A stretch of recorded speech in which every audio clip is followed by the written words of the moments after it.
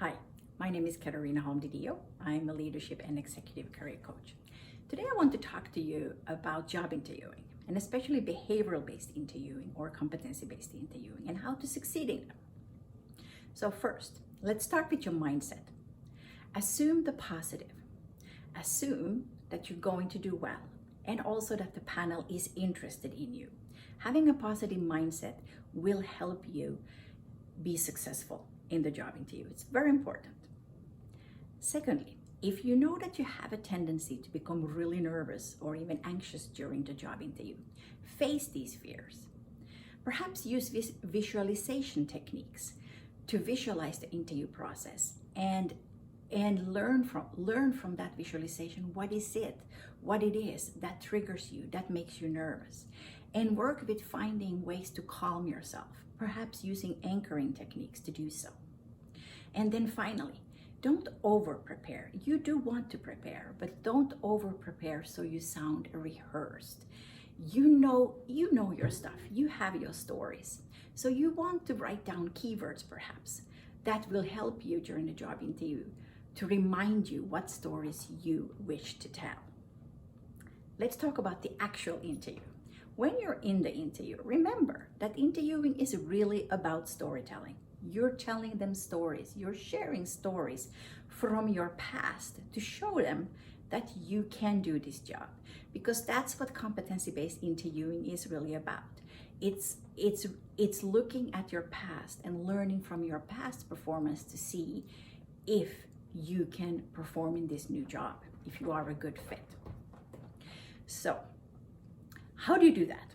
How do you give engaging stories during a job interview? You may want to use the CARL framework, which will really help you stay on message. So the CARL framework stands for context, action, result, and what you learned. If you use this will really help you tell engaging and relevant stories. And that's the second advice I had for you.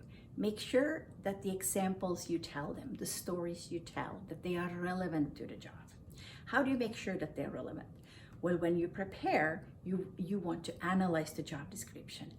That's how you know, where you will learn what stories, what examples you need to tell them. And then finally, use the rule of 3 when you give them your answers, when you tell them your stories. What is the rule of 3? It's having 3 points that you want to get across in your answers. 3 main ideas or 3 steps in the process that you're communicating. So using the rule of 3 as a rhetorical tool will really help you again stay on target, and it will also help the panel who listens to you to remember what you said. And then finally, when we talk about the delivery, 3 things again that I want to share with you. I'm using the rule of 3 here. First, make sure that you listen well during the job interview. And why do you need to listen well? So that you give them relevant, interesting answers, so that the stories that you tell are what they want to hear, that it actually shows them that you can do this job, that you have the experience that they need.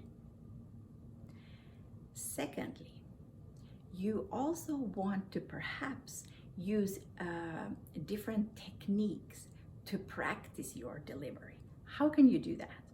For example, you want to make sure that if you tend to speak very fast, that you slow down and that you articulate well. So that's also very important. How can you do that? You can do that by, for example, using a pencil. And this, of course, you do before the interview to help you articulate well. I'll show you. Put it in your mouth and try to speak with a pencil in your mouth. This really forces you to work with your muscles and articulate well. I use this technique to help me articulate. And then finally, the last one, imagine that you're talking to someone. And this is especially for those of you who are having phone interviews. You can't see the panelists, which can sometimes make us feel like we're not connecting with the panelists. We feel disconnected, and we perhaps start worrying about if the panelists are really there. Are they really listening to us? Perhaps they're falling asleep.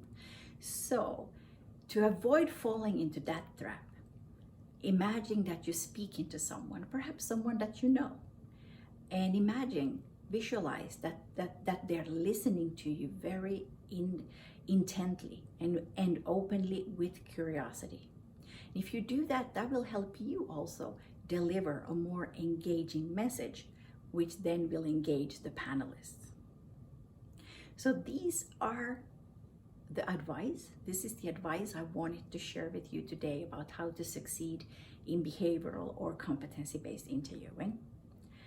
I wish you good luck in your next interview. And if you're looking for interview coaching, reach out to me. Thanks and have a good night.